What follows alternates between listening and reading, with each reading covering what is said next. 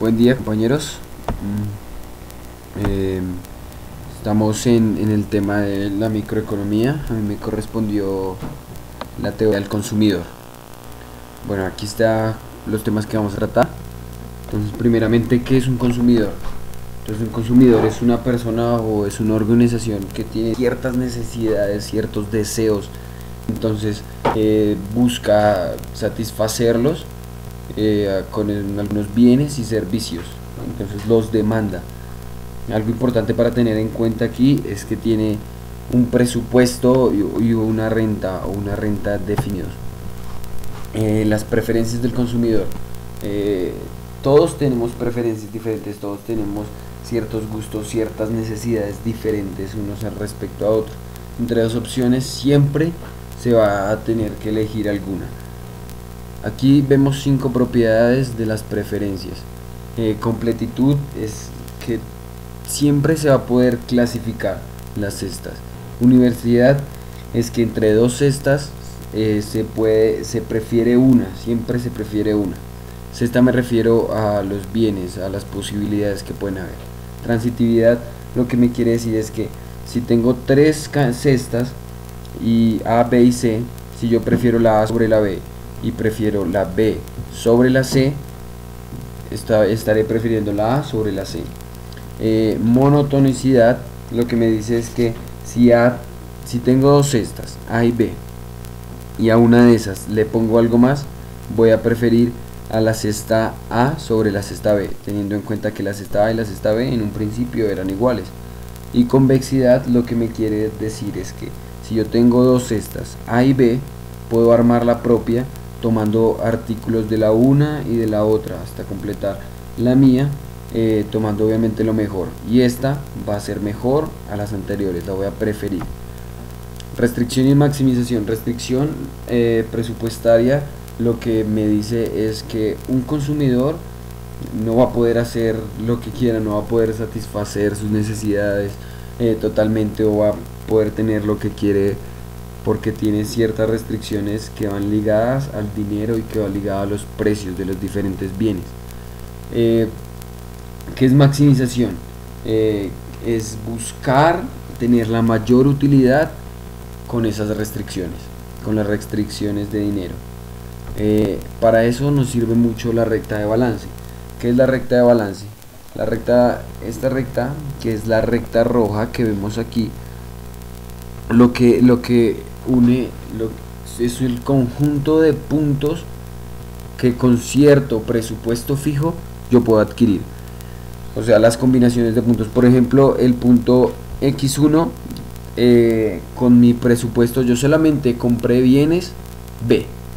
El punto 4 solamente compré bienes A. El punto 6 lo que pasa es que con esa combinación de bienes no me alcanzó el dinero, se me sale de mi zona restringida, que es esta que está acá.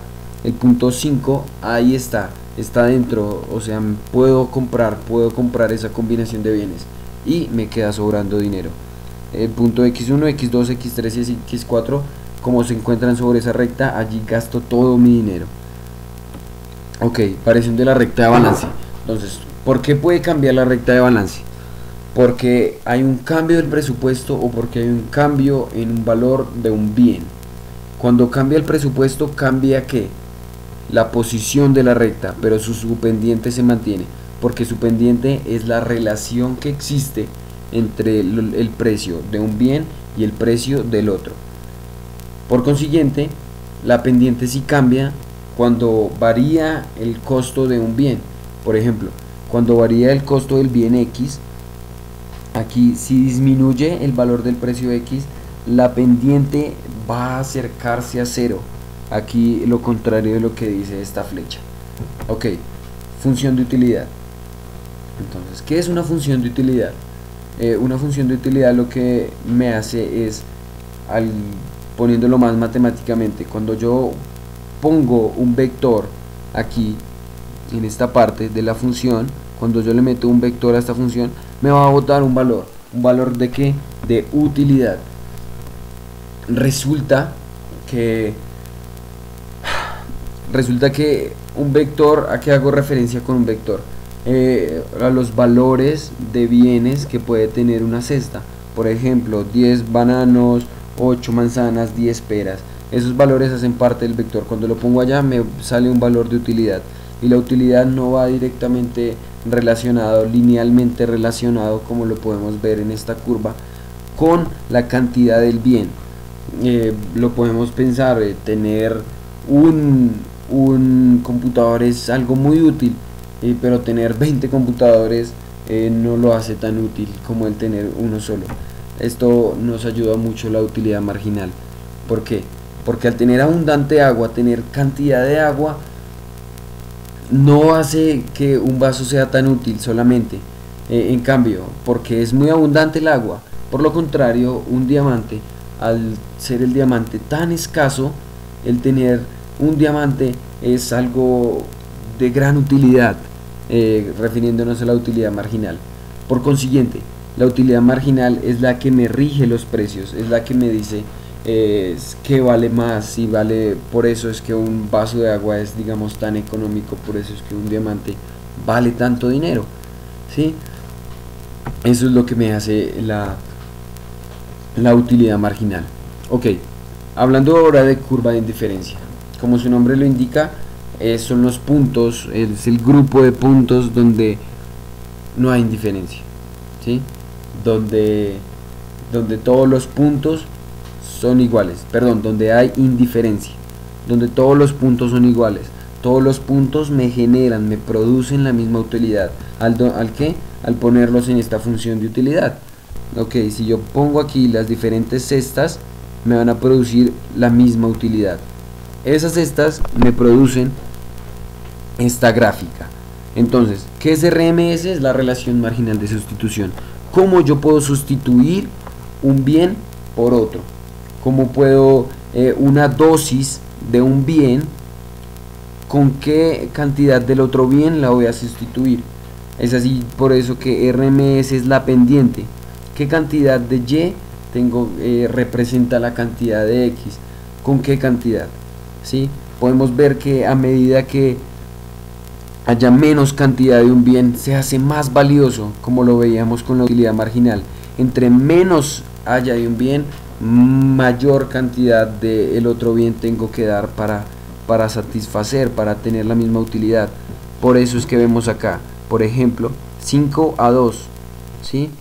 Delta Y es 5, delta Y es 5 acá, y delta X es 1. Ok, a la misma, digamos, para una cantidad de 1, aquí yo tengo que dar 5 veces. Aquí tengo que dar tan solo 2 y aquí tengo que dar tan solo 1. Entre menos cantidad tenga de X, mayor tengo que dar de 5 para que la utilidad siga siendo la misma. Ok, ahora, ¿cómo puedo clasificar los bienes? Aquí puse aparte los bienes Giffen y los bienes Veblen porque son singulares. Estos bienes resulta que al aumentar su precio, aumenta su demanda. Aumenta su oferta, perdón. Entre mayor sea el precio, la gente más los quiere. ¿Cómo funcionan? Los bienes Giffen son, por ejemplo, el pan en los pobres. Entre más caro sea un pan, las personas menos dinero van a tener para poder comprar carne, por ejemplo, ¿sí? Entonces, como no pueden adquirir la carne, para igualmente llenar sus panzas, tienen que comer pan. Entonces va a aumentar la demanda de pan. Los bienes Veblen si ya son lujos. Entonces, por ejemplo, los carros que valen miles de millones, esos carros, como valen tanto, la gente los quiere, pero por lujo, para ser presumidos, mejor dicho. Ahora, los bienes se pueden clasificar de diferente manera, según su exportabilidad. Están los muebles y los inmuebles. Los muebles son aquellos que yo los puedo negociar nacional e internacionalmente, como unos par de zapatos, sencillamente. Yo puedo comprar unos zapatos en el exterior y venir a venderlos acá, algo que no puedo hacer con los inmuebles, por ejemplo con una casa, ¿sí? Porque si yo tengo una casa en Bogotá, me toca aquí venderla y negociarla.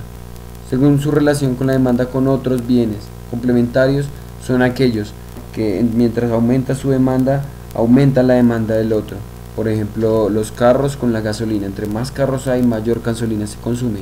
Sustitutivos son aquellos que se sustituyen, como por ejemplo la mantequilla con la margarina. Si sube la demanda de una, baja la de la otra, porque se sustituyen. Independientes, pues está claro, ¿no? Una no depende de la otra. Según la durabilidad, los durables son los que duran mucho tiempo. Puede ser un par de zapatos, puede ser una casa, por ejemplo. Los no durables son, por ejemplo, el alimento que se acaba apenas yo lo uso. O el papel, por ejemplo, que yo lo rayo y lo uso y ya, se acabó, no lo puedo volver a usar. Pero los perecederos son aquellos que tienen un rango de tiempo para ser usados según su función. Entonces hay unos que son de consumo, como por ejemplo los alimentos, la casa, que satisfacen mi deseo instantáneamente. Los de intermediación son, por ejemplo, los ladrillos que se usan para construir bienes aún más grandes, como por ejemplo las casas. Y los bienes de capital son, por ejemplo, las carreteras en un país, son, por ejemplo, la maquinaria en una empresa. Son bienes que hacen parte o forman algo más grande, según su disponibilidad, de libre y escaso, como lo veíamos con el agua y como lo veíamos con los diamantes. La curva de la demanda. Se me acaba el tiempo. Esta curva lo que me hace es me relaciona cómo se quiere un bien, cómo la población, cómo los consumidores desean un bien especial. Entonces eso puede cambiar. La curva de la demanda puede cambiar por diferentes cosas. Por ejemplo, el aumento de la población demandante. Entre más gente o entre menos gente quiera algo, su dinero, su valor va a cambiar. Ok. Los cambios de perspectiva de precios futuros. Entre más digamos, un computador que en el futuro vaya a valer más, pues más gente lo va a querer en el futuro, pero en este presente la demanda va a bajar. Si yo sé que el computador va a ser más caro en el futuro, pues la demanda va a aumentar en el presente, porque todos lo van a querer comprar, para hacer el esfuerzo para no comprar después y gastar más. Cambios de preferencia. Si yo dejo de preferir un carro y prefiero el otro, ya sea por moda o por alguna otra cosa, pues simplemente la demanda de uno va a aumentar y la demanda del otro va a disminuir.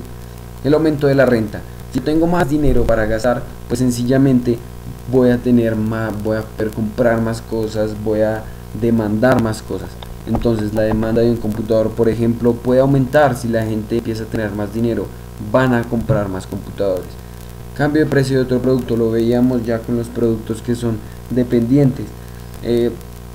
Si sube el precio del uno, fácilmente la demanda va a aumentar o va a disminuir la del otro. Listo, aquí acaba pues mi presentación. Les agradezco la atención.